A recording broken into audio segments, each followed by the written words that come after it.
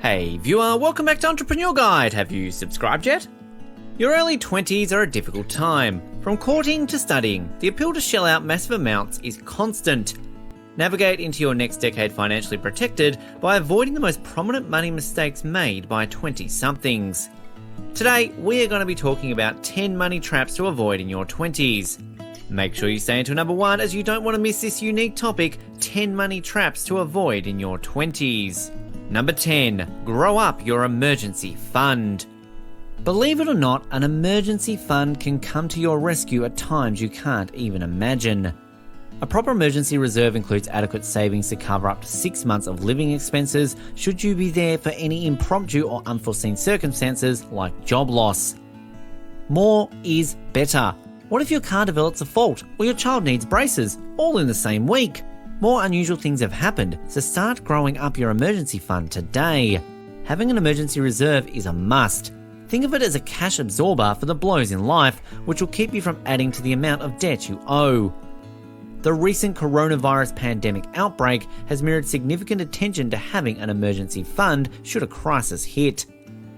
One of the fundamental steps in rising out of debt is to provide yourself a way not to go more into debt, and to cover that up, you need an emergency fund. Number 9, avoid decisions with no reason. Most of the young people mostly have their first financial hardship, student loans, to be carried throughout this decade and possibly into the next.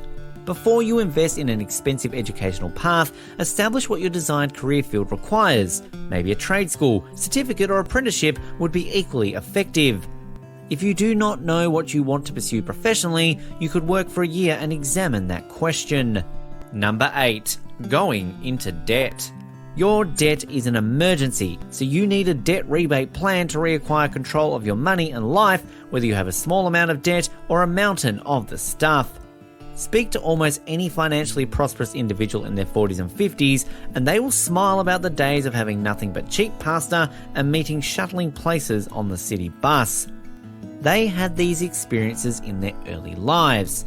Now, before you start a family, want to make a career change, or need to buy a house, it is the time to nip pennies. Nip them hard, and be careful to differentiate between needs and wants. Every cent you save will be used in the years to come. Living a life free of debt earns you relief from anxiety. Knowing you're required to make a payment of a specified amount on bills like credit cards and auto loans can be worrying, especially if your budget is short. Increased savings. Absence of debt also means paying no interest, and the absence of interest implies you can channel a significant amount of money into your personal savings account. Extra savings allows you to build and increase your emergency fund and save for retirement. Better financial health. When you are free of debt, your credit score and other pointers of financial health, such as your debt-income ratio, point to be very good. Though this may not seem relevant since your intention is not to get more loans or credit cards, good credit is useful in many ways. Your future landlords can use your credit score to decide whether to rent a house to you, and also get better car insurance rates and avoid paying deposits on utilities and cell phones. Freedom to choose. When you're choked up with debt, you find yourself caught up on the debt treadmill. Being free of owing people money puts a spring in your step because you know that you're not committed. Instead of pouring any extra earnings into debt, you can spend this money on whatever you choose, such as traveling or giving to charitable organizations. Number 5, a stronger marriage. Problems, including debt, always put stress on a marriage. Even when both companions see the debt as an obstacle and are struggling to reduce it, the pressure it causes presents them more likely to be annoyed with each other. It can also harm them physically, draining the vitality out of their sex life. Nevertheless, when one part of the couple is striving hard to pay off the debt while the other keeps blithely spending, there's a situation that's bound to lead to disagreements about money, one of the most significant sources of tension in a marriage. The Institute for Divorce Financial Analysts says money problems are the third most common use of divorce, right after fundamental incompatibility and infidelity. The good news is that when you work through these problems together, your marriage can become stronger out at the end. The process of paying off your debt will force you to communicate better, and the experience of surviving a crisis together will create a stronger bond between you. Do all that you can to get the debt out of your life so you can start living a fulfilled life again. Number 7. Failing to plan. Perhaps the most important thing when it comes to dealing with finances. Planning aims at forecasting and presenting a means for analysing the future and drafting up a plan of action. Cash flow issues are bound to occur if you don't plan appropriately for where and when your finances are needed. A perfect financial plan is necessary to maximise your income, help you invest smartly, and evade unnecessary taxes every year. Invest in a yearly session with a fiscal planning expert or hit the library and study up on your own. Proper planning gives you a direction, saves time, makes fewer mistakes, establishes and maintains balance in your life. It also gives you a sense of peace, makes you feel more powerful, more passionate, visualizes a better future, and gives you a sense of freedom. Number 6. Living off credit cards. Credit cards are created as short-term loan instruments and should only be used as such. Credit cards are not intended to become income replacement tools. Don't get completely dependent on them. What's a sure way not to end up in spiraling, building debt, or living off your credit cards? Restrict yourself to one card with cash compensations. Only buy what you can afford at that instant and pay it off when it is due. Commit to a budget and save for expected needs. Number 5. Making irrational decisions not supported by your income.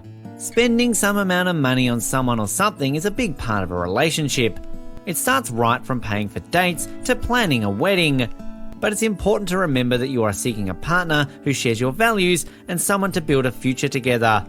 Instead of exhausting it on a wedding, invest it towards buying homes, cars, or anything else your long-term vision holds. There's a saying that says, cut your coat according to your size. All our decisions, most especially lifetime decisions like marrying, should be one that would support our income. There are a few ways to avoid making irrational decisions. Amongst them are seeking useful information, avoid common pitfalls, looking at your history, take time to think, and always analyse thoroughly. Number 4. Borrowing money for cars. Borrowing money for cars is not a very wise choice. While vehicle financing allows you to buy a needed means of transportation without saving up the total purchase price ahead of time, it can pose potential short-term and long-term problems. Borrowing money to buy a car is no small deal. It implies some amount of obligation, and it will always mean that you will have things to worry about later. If you're in your early 20s, you don't need a luxurious ride. You surely don't need a car note. What you need is a decent vehicle with excellent gas mileage. You may not be able to sustain a car immediately. Urban areas would most likely have buses or trains, while rural districts may have ride-sharing boards. There are several drawbacks attached to borrowing to finance paying for cars. 1. High interest rates. When you pick a credit from a bank, there is always the possibility that interest rates could go up over time, especially if you've taken a loan with an uncertain interest term. That could potentially make the investment very difficult to repay. There is also the likelihood that the terms of the loan can change during the life of the loan, making it unfavourable for your business.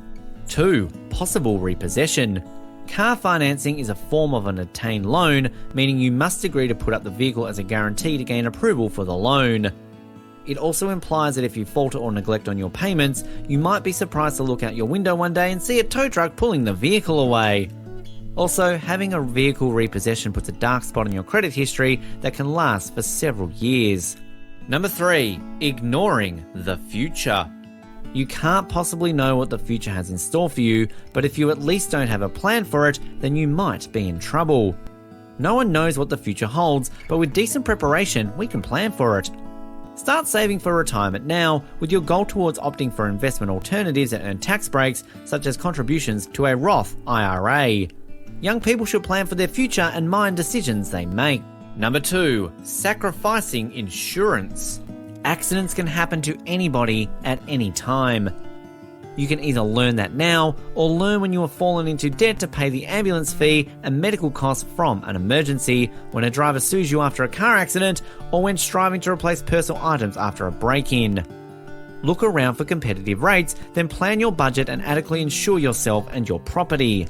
Buying and updating your insurance plans and policies provide economic protections against the unexpected losses, shares risks and uncertainties in case of significant losses, eliminates dependencies, covers for the loss of property to theft, accident and fire.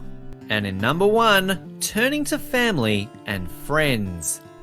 Asking your family and friends for help is never a wise choice, especially because they might get tarnished if you're unable to repay them back in time. Maintain your friendships and family ties by going to relevant sources for credits. If you do find yourself in dire need of extra funds, visit the bank. Seeking help from families and friends has some drawbacks, like lack of clarity. Since loans from friends and family don't necessarily require the same legal documentation as those provided by a bank or other lender, family member or friends may assume their financial investment gives them a stake in the company or a voice in daily operations. Social embarrassment. One of the drawbacks of owing money to loved ones is that it may open up unwanted discussion about your spending habits. Whereas a bank won't direct you to stop going out to dinner or dissuade you from buying a new car, moneylenders who are also friends or family may reprimand you for spending money when you have yet to refund your debt. While you are here, go ahead and click on one of these 2 videos on your screen. See you there!